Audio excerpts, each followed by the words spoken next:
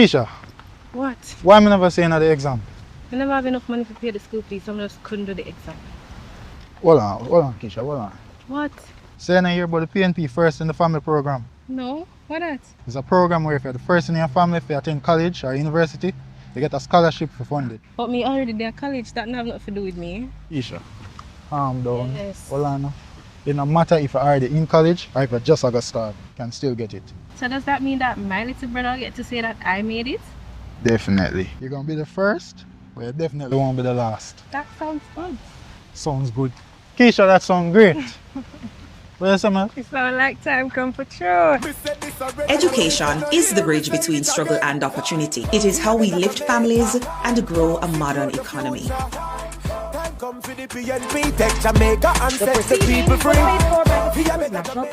The following is paid for by the People's National Party.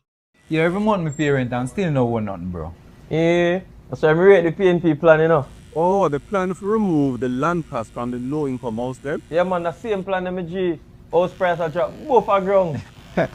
Yo, and I manage cheaper the seniors enough. Oh, yeah, so, General, 50,000 new low-income houses in the first term. But my work informal, bro. I don't feel that you work for me. General, them set the plan just for you. When you're a taxi driver or barber like yourself, 6 months rent will qualify you for your mortgage. Eh? Yeah, Yo, man. that big. Yeah, man, plus young people are trying to get a house for the first time. First time owners, 45 and under. I will get 500,000 grand towards the housing deposit. How much you can use that to walk in a house? 45. That means you can't own no house now. What on it? Brown man, you how much? True that. The proceeding was paid for by the People's National Party. The following is paid for by the People's National Party. If you work long hours to keep Jamaica running, you deserve to take home every cent you earn. For too long, our police officers, firefighters, security guards, and hospitality workers have been taxed on their overtime and gratuities. That ends with the next PNP government. We will remove taxes from overtime pay and service charges. Because if you give more, you should keep more. You put in the extra work. You go beyond the call of duty. Your sacrifice should be rewarded, not taxed. It is time for fairness. It is time for respect. Jamaica, time come for a better life. The proceeding was paid for by the People's National Party. The following is paid for by the People's National Party.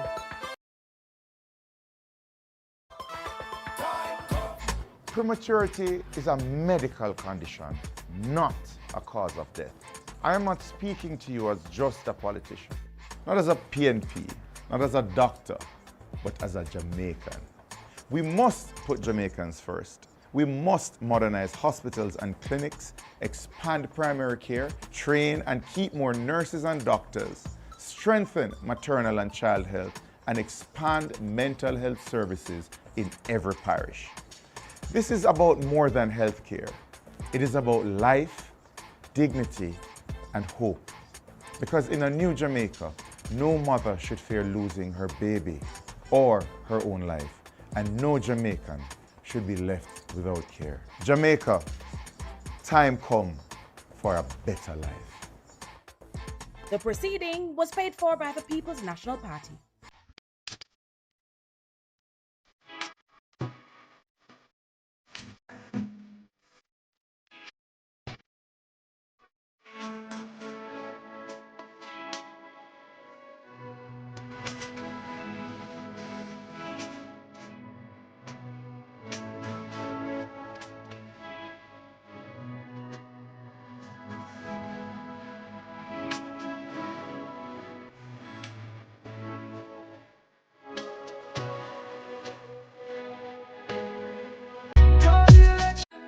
That second chance through mentorship, training, remedial education, and job placement could become a positive contributor to our society instead of chopping and pushing. Domestic violence is higher than ever. Violent crime is fed by a general lack of moral norms, discipline, and behavioral standards in this society. We must address this. Time come to establish legislation with effective mechanisms and remedies to protect survivors. Time come to implement support centers in every parish to provide safe havens for the survivors of domestic violence and sexual assaults. Your vote matters. Jamaican people want better. Education. Education is the best antidote to poverty, passing from this generation to the next. Your vote can help to make tertiary education more accessible to everyone. Your vote can help eliminate the requirement of a guarantor. Find out everything you need to know about voting.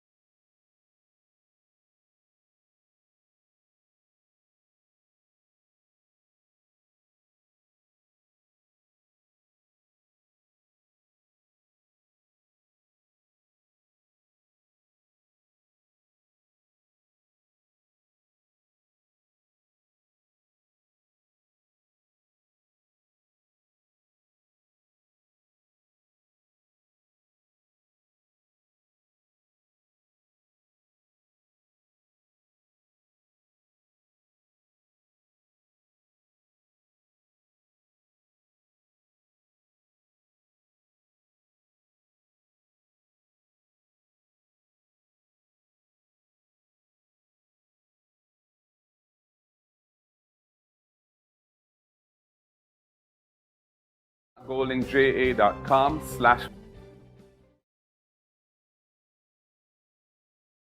Jobs and wages. So many of you said you wanted to become successful, to help out your families and enjoy your life. Do you realize that many of the world's largest businesses today are in the same age range as many of you? Amazon is 28, Google 24, Facebook 18, Instagram 12, and TikTok is 6.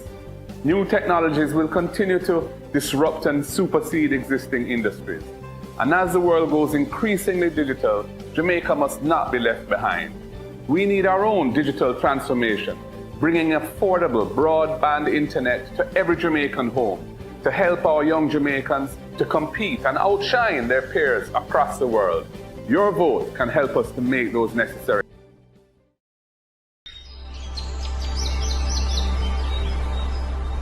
There comes a point in each person's life where they are tasked with an important decision. A decision that may affect not only them, but also their country. Change gon' come, change gon' come, oh, yes it will. A decision to keep things the way they are,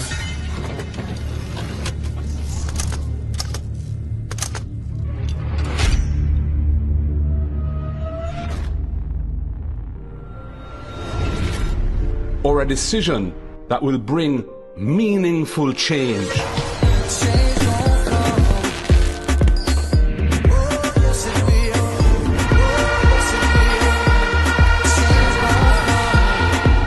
We choose change to provide wider access to homes and land ownership, for good health care. There's a travel advisory issued by the U.S. State Department advising of the poor state of our hospitals and the prohibitive costs associated with accessing private health care. And access to quality education from early childhood to the tertiary level. A change to decrease crime and give our youths a chance. A change from unfulfilled promises to renewed trust. A change from corruption to good governance. If I were in your position, I would take for myself and hand over to someone else who is not compromised. We choose a Jamaica that is run democratically, not autocratically. We choose a Jamaica where if you break the law, you pay the price, no matter who you are. If, like me, you truly want a better future for all Jamaicans, not just a few, then make the decision to choose change for yourself, for your family, and for Jamaica. Change gon' come. Oh, yes it will. Oh, yes it will.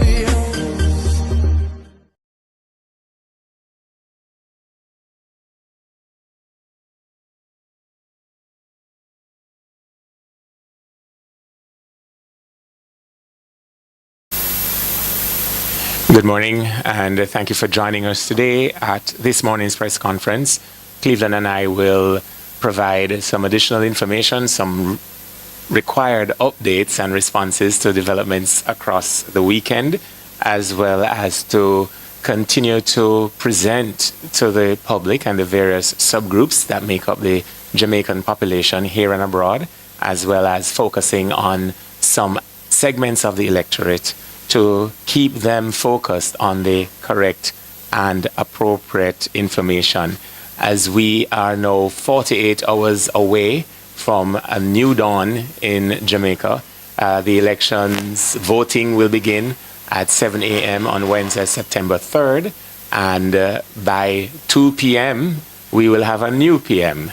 So we just want to confirm to our base, our supporters, and to those persons who have been indicating and are making up their minds that the proposal advanced by the People's National Party and by Mark Golding are better proposals for your life over the next 4 to 5 years.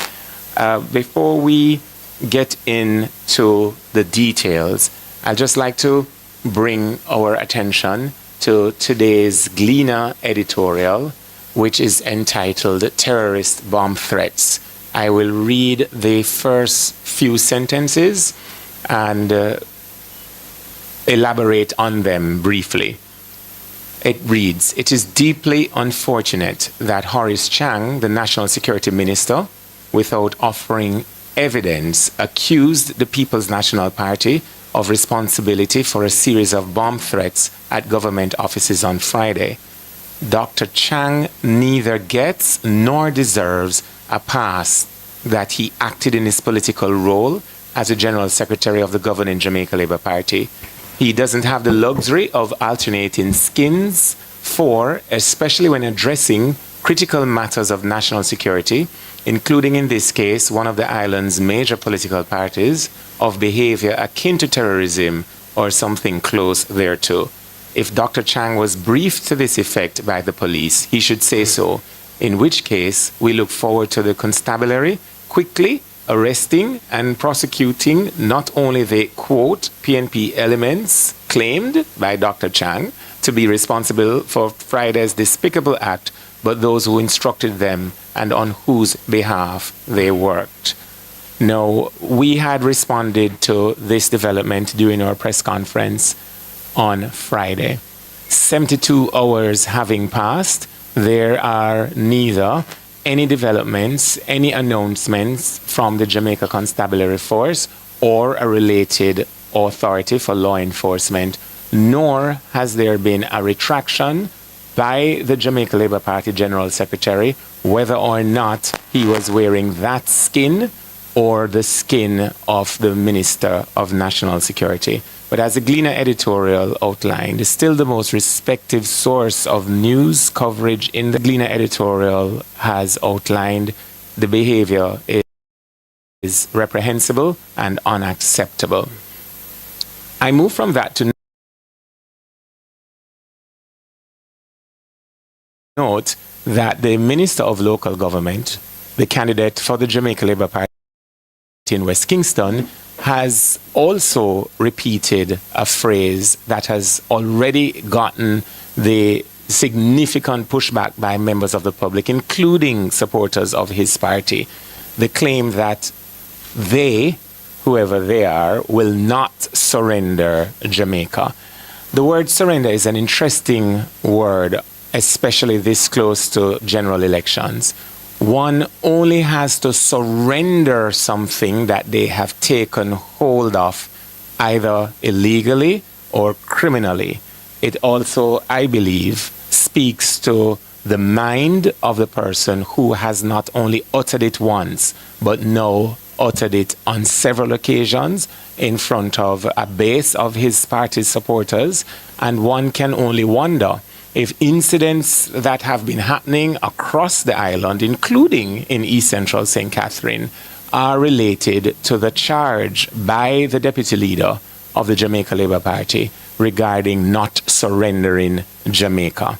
And I won't, for the purposes of today's conversation, mention what was previously mentioned on Friday, or what many Jamaicans across social media are speaking about, the concept of being Jamaican just on the basis of being born in Jamaica. I find it weird that a team that can't either spell Jamaica or understand how nationality is achieved are now speaking about retaining some hostage grip on Jamaica. But I'd like to introduce to my left Cleveland, who will also be co-anchoring this morning's press conference, and again to thank everyone for joining us this morning as we share with the public our readiness for the September 3rd election and present a final message of confidence and resilience to the Jamaican people, those who are Jamaican because they were born here, as well as those who are naturalized Jamaicans, and those, of course, on the voters list. Cleveland? Thank you, Raymond. Good morning, Jamaicans, and thank you for joining us for our final press conference ahead of our national broadcast this evening on Television Jamaica at 8 p.m. We want to take the opportunity to reiterate that our policies and our programs have been designed to ensure that every Jamaican can have an opportunity to experience and sustain upward socioeconomic mobility. Our campaign spokesperson chair, Mrs. Donna Scott Motley, usually characterizes our manifesto as one that is wrapped in love. And indeed it is, because when we designed our programs, we did that with the intent to ensure that all Jamaicans can have a better life. And that is why we have put together a suite of policy prescriptions that will not be performative, that will not tinker with the issues, but will solve them in a real and tangible way. And I want to use this opportunity to remind the Jamaican people that when they go to cast their vote on election day, that they should cast it for an improvement in the education outcomes in this country. And to that end, we want to remind you of our RIDE program.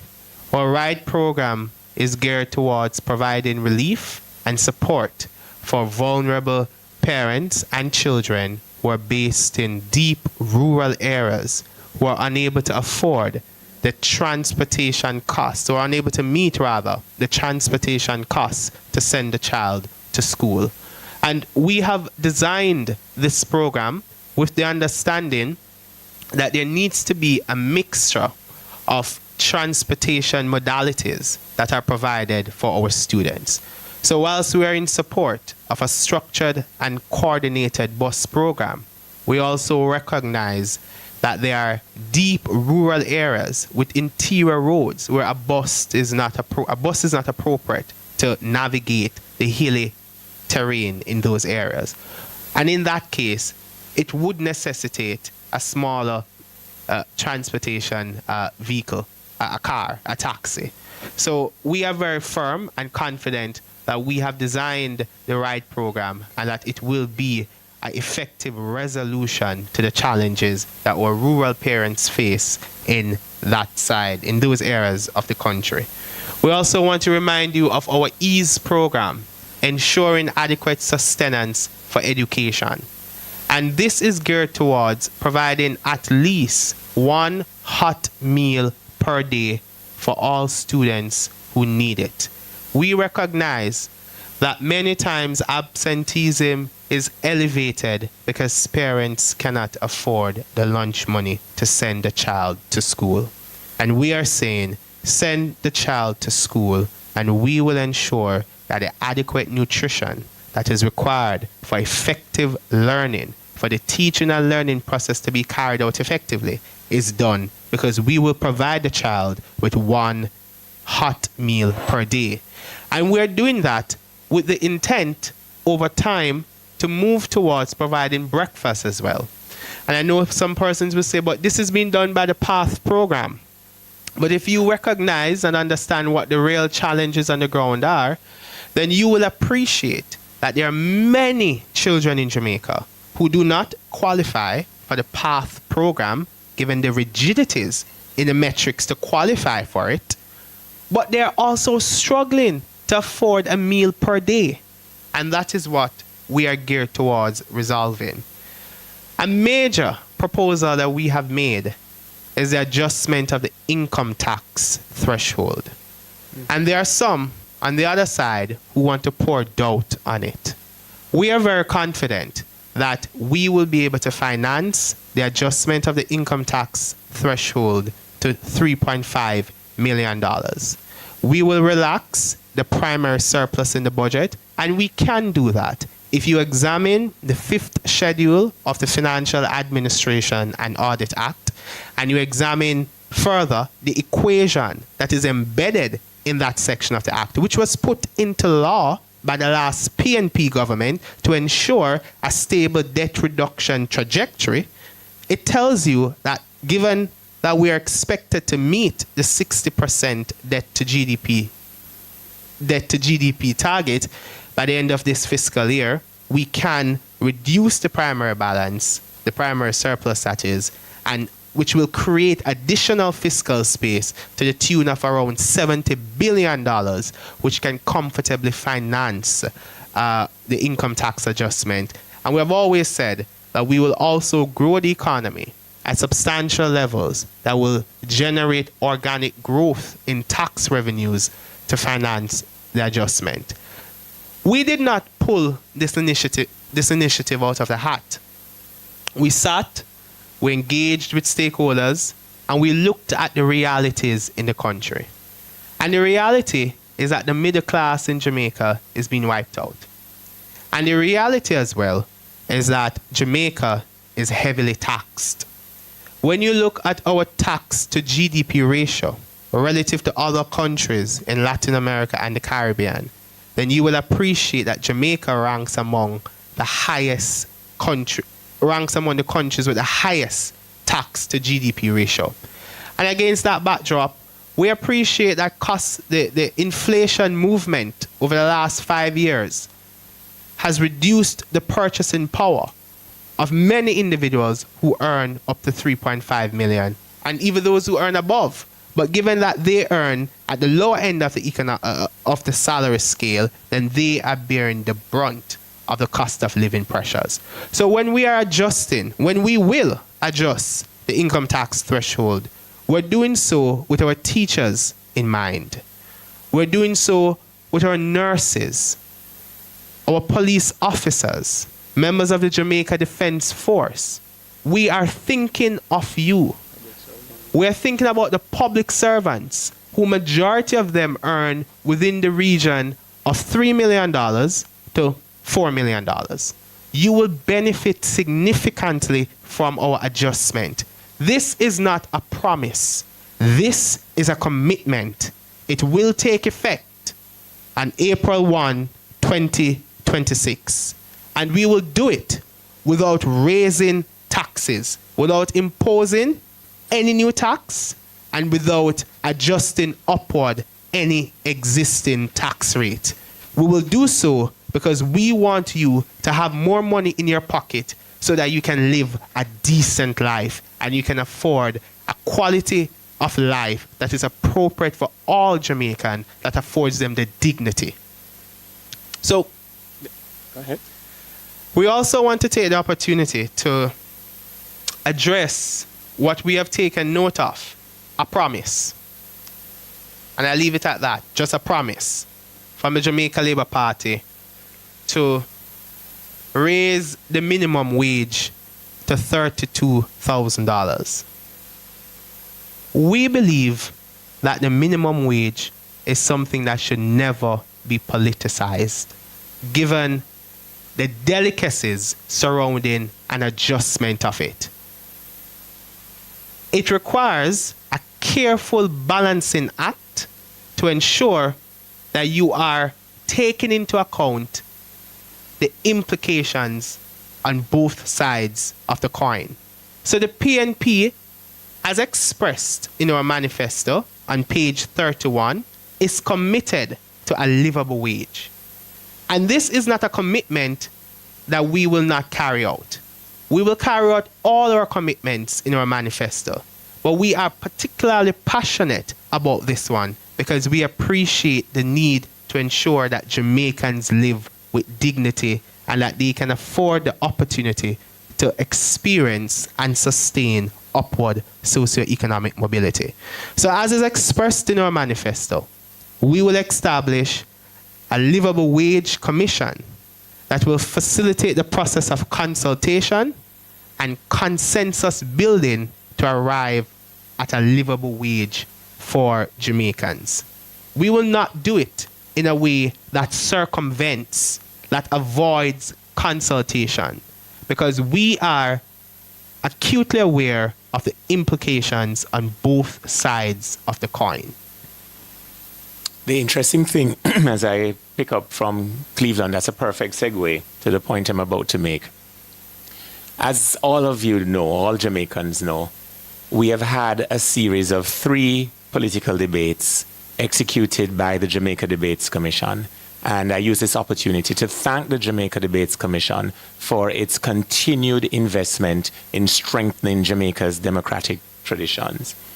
In the social issues debate, the former Minister of Labour, Pernell Charles Jr., spoke. He mentioned nothing about adjustments to the minimum wage. In the economic issues debate, the former Minister of Finance, Favour Williams, participated, and she mentioned nothing about an adjustment in the minimum wage. That debate also had the chairman, as is, well, we've heard he's been removed, of the Jamaica Labour Party campaign, Dr. Christopher Tufton. He mentioned nothing about the increase in the minimum wage. The Minister of Information, or the former Minister of Information, was also in that debate. She mentioned nothing. But more importantly, Andrew Holness was also at that debate and mentioned nothing about any changes to the minimum wage. As a matter of fact, he was complaining throughout the debate and very unassertive and very ambiguous on any issue of policy he tried to cover. So Cleveland is correct. This is late in the day, clutching at the straw to try and salvage a dying campaign. The people of Jamaica are wiser than that, and we are confident in your wisdom. Another matter I'd like to address quickly is that since our last press conference, there have been the publication of poll results, which poll results show that the People's National Party are at least 3.1 percentage points ahead of our opponents. I say at least because the period in which the polls were conducted included the parish rally in St. Mary and the social issues debate, about which I've already spoken. And these results in the new polls, we believe, reflect the bounce coming out of those activities. The polls, however, preceded the economic policy debates. It preceded the Portmore rally on Saturday. It also preceded the leadership debate, where our party leader, Mark Golding, distinguished himself exemplary, as the country had expected he would have done. And it also preceded last night's mass meeting in Sam Sharp Square in Montego Bay. We believe that those events which have occurred after the last polls were conducted will also add to the bounds that is now being reflected within the shall I say, the fortunes of the People's National Party. I think it is the sheer weight of that fact that would have led to some of the diatribe, that the nonsense that we heard as a country from Old Harbour Roundabout last evening, and the statement about not surrendering Jamaica. But more important than that is the clarity that the People's National Party has maintained on our message, some of which have been reiterated just now by Cleveland. And I want to say to all voters that as we saw on Friday, the men and women of the police force and related law enforcement agents are serious about ensuring that September 3 happens in a state of safety and security, where voters of all age groups and all stripes and intention will be able to make it safely from their homes to their respective polling stations, cast their ballot, one ballot to one voter, same ballot to same voter, in free and fair elections under the supervision of CAFE and other observers.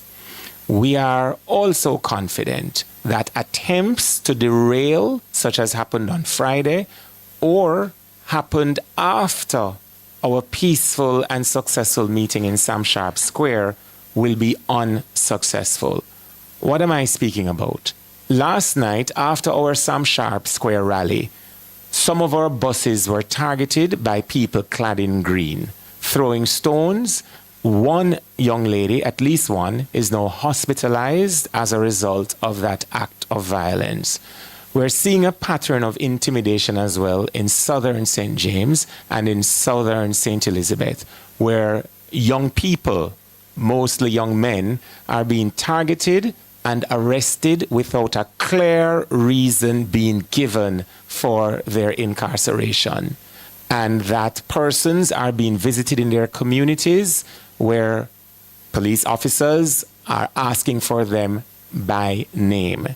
I use this opportunity to remind Jamaica that the Commissioner of Police, Dr. Kevin Blake, has made it pellucidly clear that the men and women of the constabulary force must act in the professional manner and standard that our country in 2025 expects of them.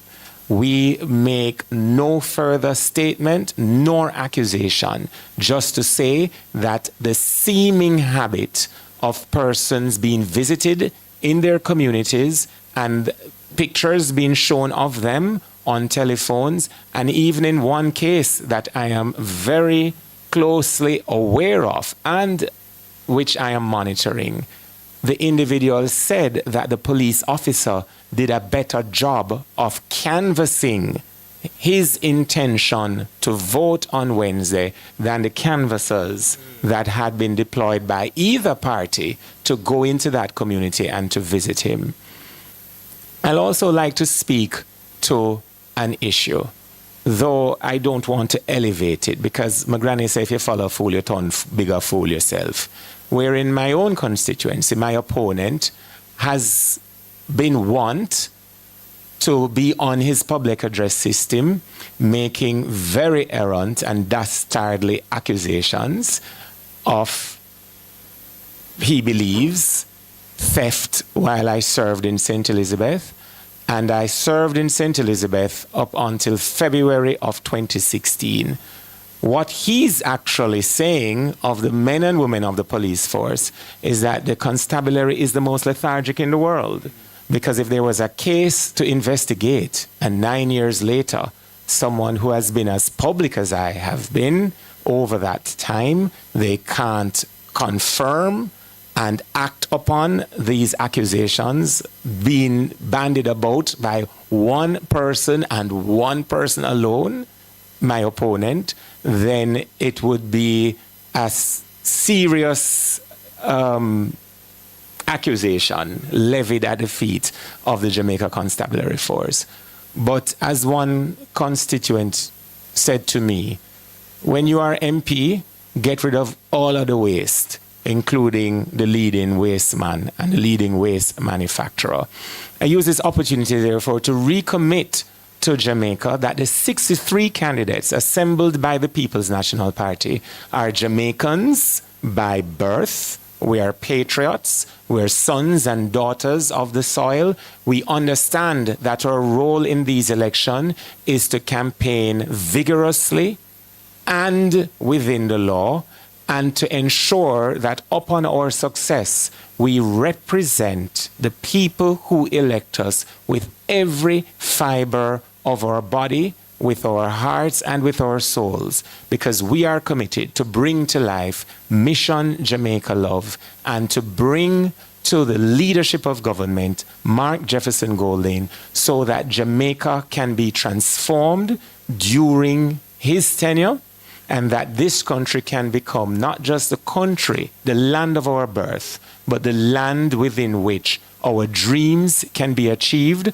our families will be safe, our children will be better educated, our elderly and sick better taken care of, our men and women allowed to move in stride to achieve their own industrious results and benefit in a land of their birth that centralizes them, that honors them, where no longer our taxi operators and our security guards will be ridiculed as political jokes and banter, but will be honored and dignified and elevated by an administration led by Mark Golding.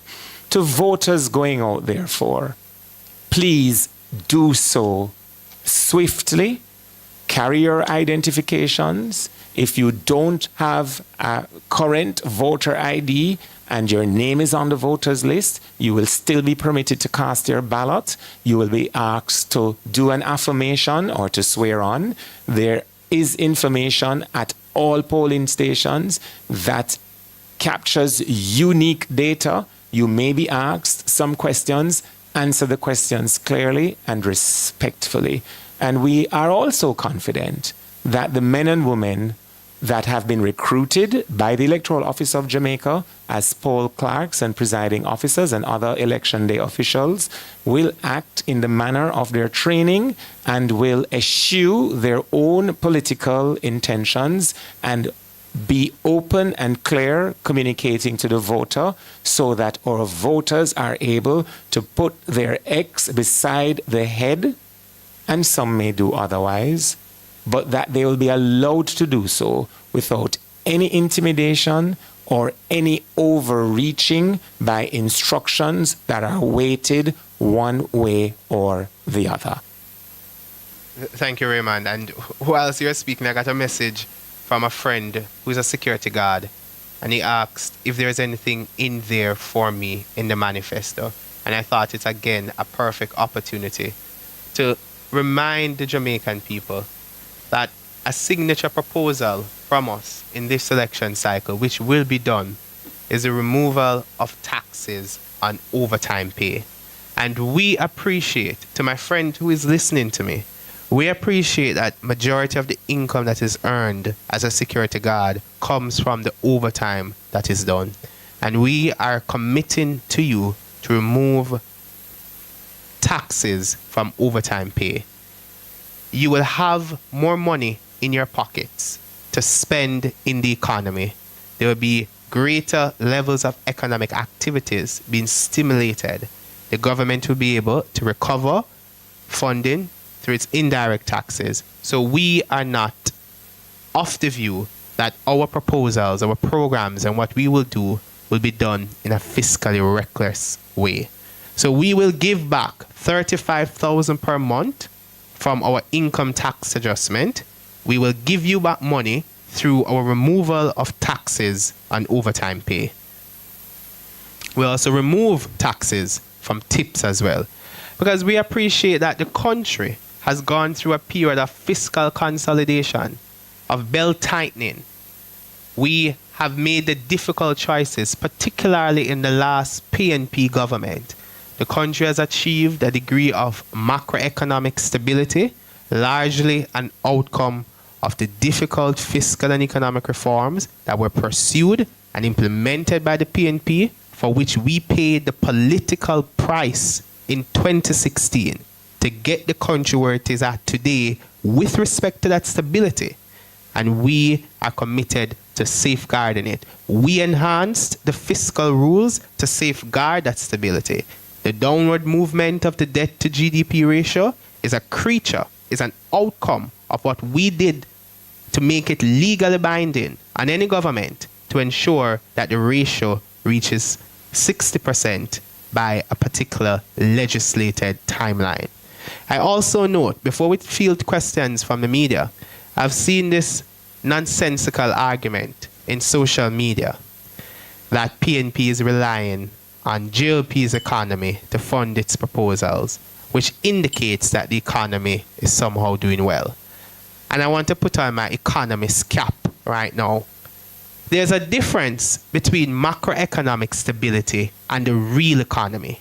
What the country has been able to achieve over the last 10 years is stability in the macroeconomy, which means that certain indicators are stable and are moving in a positive direction, i.e. debt to GDP ratio. I just said why the debt to GDP ratio is where it's at today, largely an outcome of the legislation that the PNP put in place to force any government, PNP or JLP, to get the ratio to where it is at today. NIR improving, a sign of stability. Inflation that is managed by the independent central bank, not by cabinet, not by the wholeness government, the independent central bank. It was the PNP that started the work to move towards inflation targeting to give the bank the independence. The JLP came to office in 2016, saw it on the books, and did the right thing, continued where the PNP left off in 2016. But the real economy is different from macroeconomic indicators. The real economy is that part of the economy that affects you in a tangible way. It's about prices. It's about output. It's about growth in the economy. It is about the state of our industries. And if you want a good picture of what the economy looks like in terms of the state of our industries, look no further than the dismal growth rate of the wholeness-led government. Since they have been in office in 2016, over the last 9.5 years, they have grown the economy by less than 2%. That is unacceptable, and that cannot give you the income that you need and the quality of life to afford you the dignity that every single Jamaican needs. So let's make it absolutely clear that the real economy is different from what we talk about macroeconomic indicators. Macroeconomic indicators do not rather give you a comprehensive picture of the health of the economy. And with that, we'll open. Just before we open for questions, quick note, we've already seen in this past week where the Electoral Office had to come publicly very quickly to declare to the public that a document being circulated which bore their marks and logos, or what looked very close to it, was actually fake. Regrettably, we live in a period where desperation is practiced by persons in otherwise high places, and we are also asking that persons, for the correct information, go directly to the website of the Electoral Office of Jamaica. But for the purposes of this press conference, we're asking the public to go to PNP Jamaica. That's Jamaica PNP, at Jamaica PNP, and on Instagram, and also on Facebook, and also on YouTube and TikTok. The same handle for curated, correct, and clear information. We also have published an infographic that indicates our hotlines for persons to call, and our candidates also have direct numbers and handles for persons to get information on voting day. And we'd like to also acknowledge that there is a query feature on the EOJ website where persons can go, put in their full name and their date of birth, and the results will show you where your polling station is and where what your constituency is and where in the constituency your polling station is. We had to respond to these because since we've been here, these are pointers coming in from persons watching at home or listening in on IRI FM. With that, we now open the floor for your questions. Just say your name and the media house that you're from. Thank you so much. Kelisha Williams from Television Jamaica. Just going back to the point about the minimum wage proposal by the Jamaica Labour Party, you said earlier that in the manifesto, well, you pointed to the manifesto saying that you, regarding to the point about earning a livable wage, there may be some level of ambiguity from persons, listening on, especially minimum wage earners, having heard that yes, we'll have consultation. While that is important, but wondering how their needs will be prioritized and what exactly is a livable wage, because the GLP is giving them numbers. Mm-hmm. What assurance can you give those persons at home listening, wondering what is the PNP's proposal, what will be a livable wage for them? Thank you. I tell you something interesting. The amount to which the JLP says they intend to raise the minimum wage falls smack within the same range that we will be giving back to people when we raise the income tax threshold to $3.5 million. Imitation is the best form of a compliment. So the fact that they are bandering about the same figure basically that we have assured the public can be afforded is their way somewhat tangential, obtuse even, to accept that the data presented by the party president in the leadership debate was correct. Recall that when Mark Golding stated what the current ratio was in terms of debt to GDP, the Prime Minister was caught unaware. He didn't have a clue.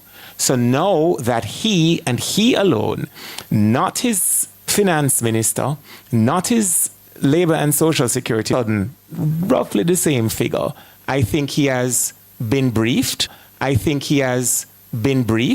Realized his information was incorrect, and as I said earlier, is clutching at straws. What's the difference with the concept of a livable income? As Cleveland pointed out, the macroeconomic data tells of the general health. It's a headline. But for the consumer, for the household, for the people who make up the families across Jamaica, that headline statistic doesn't mean anything to them if their purchasing power is eroded. So the combination of proposals we're putting forward, non-removal of the taxes on overtime, the RIDE program to do a subsidy for transportation for families in rural Jamaica or families across Jamaica who need it, the EASE program, which provides a hot meal, at least one, per day per student who needs it across the public education sector. The strengthening of PATH and other programs will augment what wage persons at that level of the economy are being paid. So the concept of a livable wage is when you consider all the factors that a household needs, that a citizen needs, the ability to go to a health center and not to be sent to another one, or to go to the hospital and not have to sleep for days on a wheelchair before they can be triaged to ascertain the extent of what is making them unwell. The fact that they can move freely and their children can get to school 5 days a week, and there are other programs to augment their education outcome. That's the concept of livability, or we can borrow a term from my brethren them in the Rastafari faith. It's about enhancing the overall livity across the nation. So yes, he did throw out a specific number, a specific figure, which oddly enough mirrors the figure he criticized could not have been achieved. So thanks, Mr. Holness, for confirming to us what we already knew, that our data was accurate, our research was accurate, and that the Jamaican people have been gravitating to the overall improvements that will be provided to them when on September 3, This year, 48 hours from now, they put their X beside their head on their individual ballots and bring to office the People's National Party and a new Prime Minister. And forgive me for saying it again, Kalisha, new PM by 1 p.m. And Kalisha will add as well, we are of the view that the optimal way to adjust the minimum wage is through a commission that requires and engages in consultation, because one can appreciate that there are delicacies on both sides of the coin. There will be implications, and we don't think that it should be politicized in the way as a desperation tactic to win an election, as the Jamaica Labour Party is characterizing it as, is portraying it to be. We think that you need a series of consultation, you need to engage with the stakeholders, because there can be serious ramifications, and we are committed to that process of consultation. Just a quick follow-up. Based on where you sit now, I understand the implications, but in terms of, say, the People's National Party forms the next government, in terms of where you're going, what you're looking at right now in terms of the minimum wage, I know you don't want to give figures, but in terms of minimizing all the risks, what would you say would be like a reasonable amount to increase the minimum wage by over a 4-year period, per se? Well, we are of the view that an increase in the minimum wage must be consistent with the movement of inflation, because inflation erodes the purchasing power. So as inflation moves throughout the economy over time, we think that it necessitates an adjustment in minimum wage. So we will be guided by data, we'll be guided by the inflation outlook, we will be guided by consensus among stakeholders. We'll not be guided by an attempt to win an election because of political desperation, because a prime minister knows that his time is coming to an end. Any other questions? Yes. Good morning. Good morning. Giovanni White from IRFM, of course. You're like the fifth Giovanni that across electronic media. Yes, of course. Yes. But no one knows me much as yet. Well, they do know. They do know. My question to you is, throughout this campaign, the importance and the role of the political ombudsman has been very, very a great question. More so, your party has faced criticism in regards to statements you've made over the campaign trail. But I also want to ask you, based on Robert Morgan's comment last night at the rally. Which ones in particular? I was elsewhere. Well, I understand, but I will quote for you. His words were, "Me hear Damien Crawford all over the media, but him couldn't come a Spanish Town with him clown show because Spanish Town vanish clown." What is your comment on that? It's perhaps not a coincidence that their party color is green, and green is a global color that symbolizes envy. You had to clarify which Morgan you were speaking about.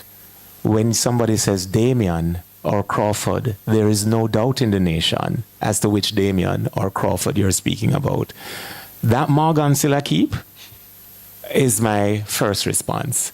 My second response is consistent with the diatribe, the garbage, the nonsense, the rubbish, the waste that is being spewed. We're elevating it now because I'm sure no one watching heard it, and I appreciate you asking the question because you reminded me that there is a Robert Nesta Morgan. But I just never know him did still a keep. Thank you. Any other questions? Yes. Mr. Price, you mentioned earlier about an attack yesterday. Can you say whether or not there was any reports were made to the police or the political ombudsman? Oh, yes, the substantive question about the political ombudsman. Let me answer it. There are certain things, just as Cleveland explained, when you look on an economy, you look on the rate of inflation, you look on the net international reserves, you look on the debt to GDP ratio. Similarly, there are certain things that you look on when you are assessing the strength and health of a democracy. You don't look on the individuals who occupy positions from time to time. You look on the institutions which last generations to generation. One of those institutions is the Office of the Political Ombudsman, a commission of parliament backed up by statute, by legislation, that for many election cycles, persons knew that the occupant of the office, the individual who held the office, would be the referee, the umpire, if you will, that will say, hey, candidate A, that's not kosher. Retract, withdraw. Party A, candidate A has not yet retracted or withdrawn. Party A's leader must then act. The fact that the Jamaica Labour Party has eroded, defunded, diminished the value of that institution to make it amorphous, that has caused serious harm and injury to the brand of another institution that safeguards democracy, the Electoral Commission of Jamaica. And then when you juxtapose that with the often repeated remark, we will not surrender Jamaica, a reasonable person would ask, is this a part of the plan? To foil our democracy, to foil our standards, remove the political ombudsman, bury it in ambiguity, and then practice this kind of reckless politics, where yesterday in East Central St. Catherine, for example, a worker, a female worker, was handing out voters' guides. Someone notified my opponent where she was. My opponent drove down on her. There are videos across social media. I'll share one with you at the close of this morning's press conference, where he's up in her face, microphone in hand, intimidating her, goading her, asking her why she handing out voters' guides for a criminal organization. In his own words, not mine, not hers. Because I have asked, once we recognize that my opponent is a stalker who consistently stalks my campaign, I've said it to our workers, whenever he comes, record him, video him. In a case reported yesterday to the head of St. Catherine South, who dispatched a unit to aid the said party worker,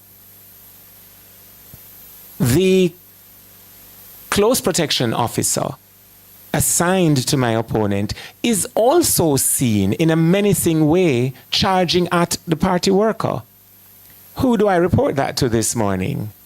An amorphous grouping? Because the Electoral Commission of Jamaica is already focused on its tremendous primary mandate to safeguard the procedures and processes of Wednesday.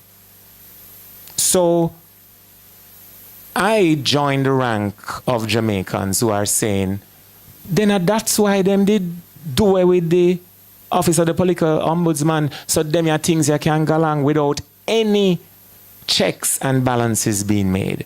So the injured person traveling on the bus yesterday who's been hospitalized, that report has been made. And I am aware of other reports that have been made, not just to the Electoral Commission of Jamaica, in which somewhere there is the activities being carried out that were once the remit of the Office of the Political Ombudsman.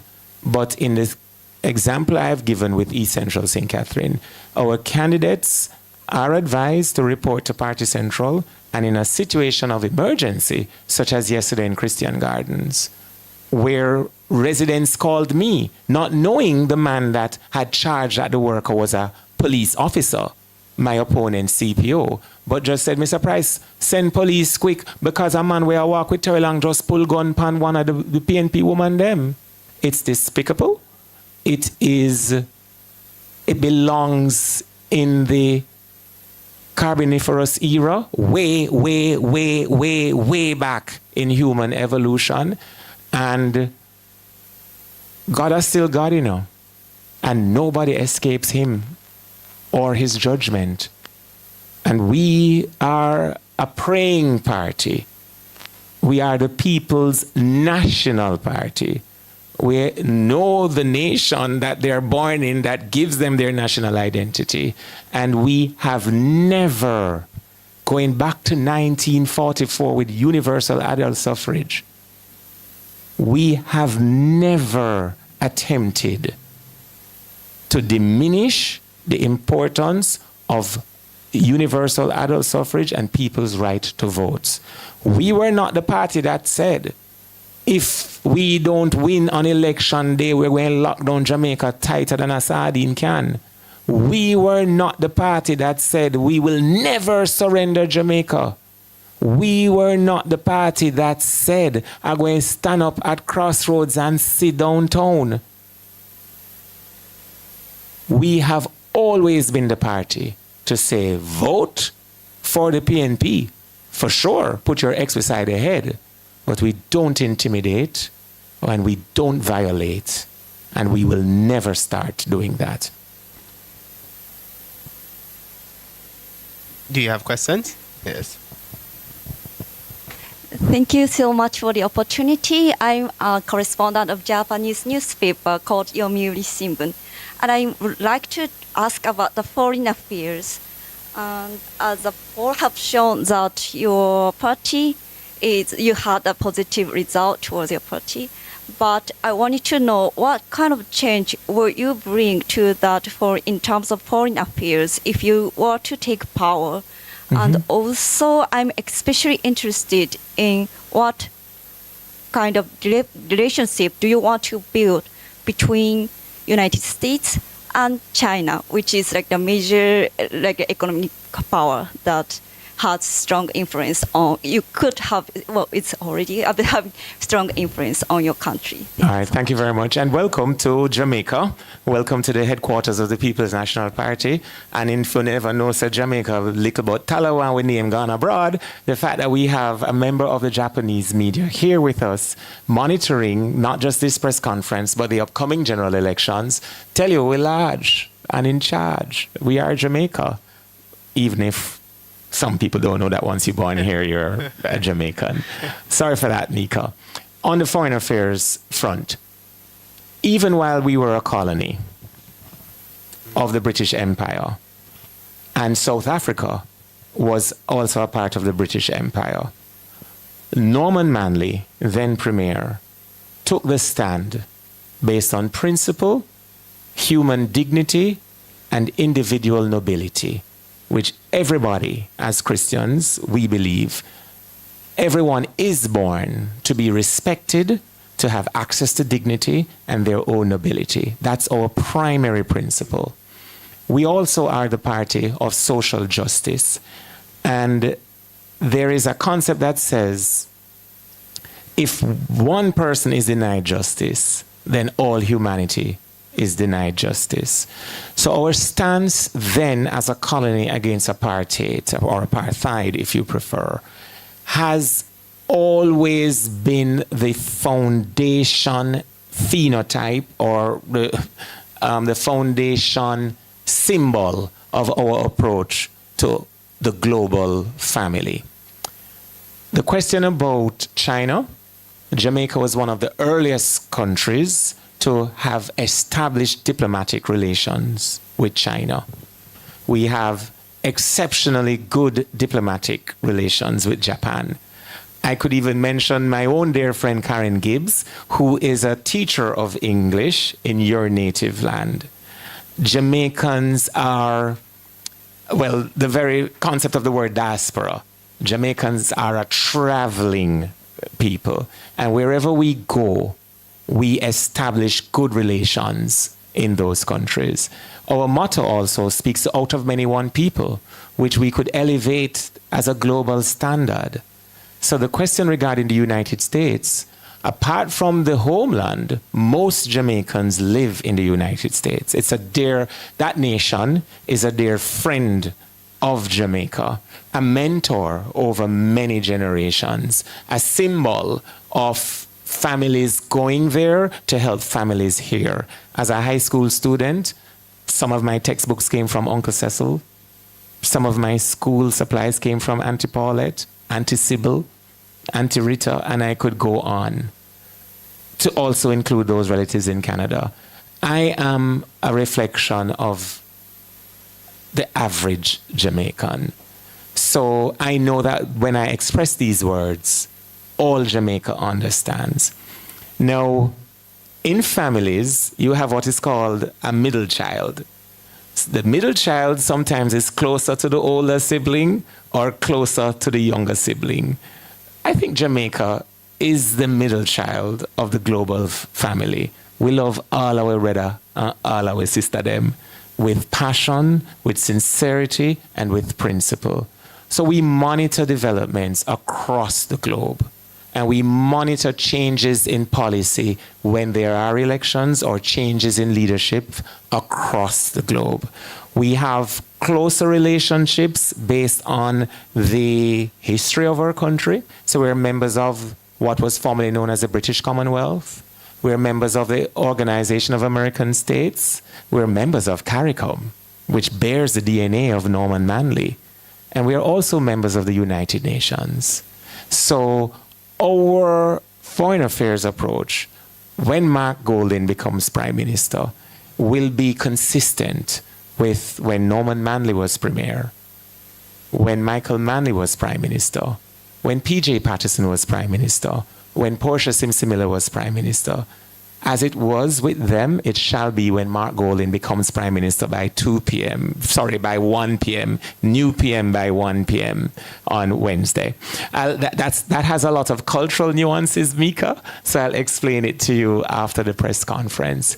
The other thing I would just like to say quickly, our Foreign Affairs Minister will not be looking through the job vacancies across the globe to campaign at the public expense for a job in London when they have sworn to the people of Jamaica to be loyal and faithful to the Constitution of Jamaica, to enhance the standards and the policies in the global sphere on behalf of Jamaica, like what we've seen recently when one Kamina Johnson-Smith, in the midst of families trying to get our students from Ukraine, when that war started, she was busily campaigning to become the Secretary General of the Commonwealth.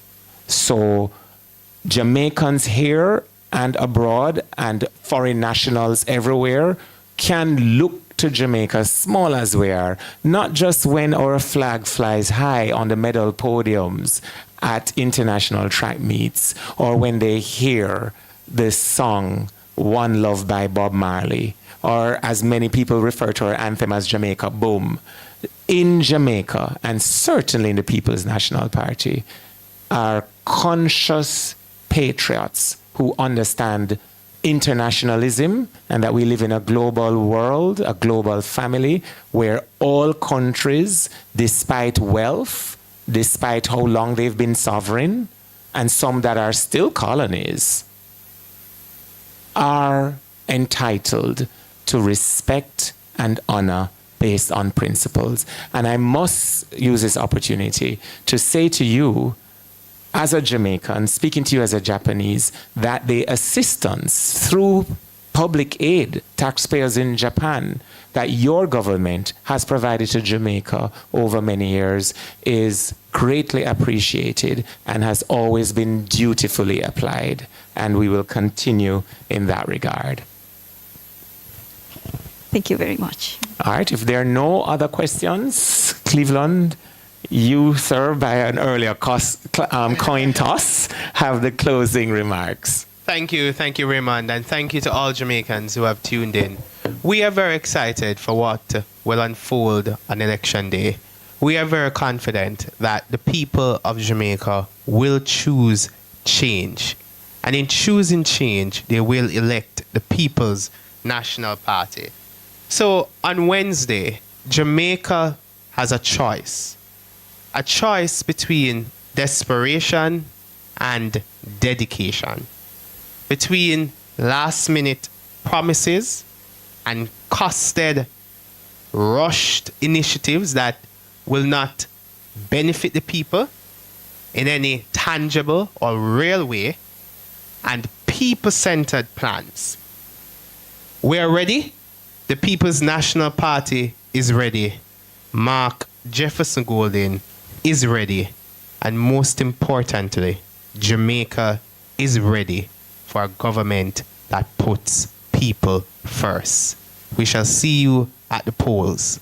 put your X beside the head. Vote for the People's National Party. Thank you. And on Wednesday, X beside the head, and we'll talk again on Thursday. For your family and for Jamaica. On the stage, but we might want Right to do a press conference on Thursday to just say thank you to the voters across the country. We should evening for our national broadcast at 8 p.m. on Television Jamaica. You will hear from the party leader, you will hear from other spokespersons, and we will remind you of what is at stake in this election, what the policies and programs being offered are to improve your standard of living.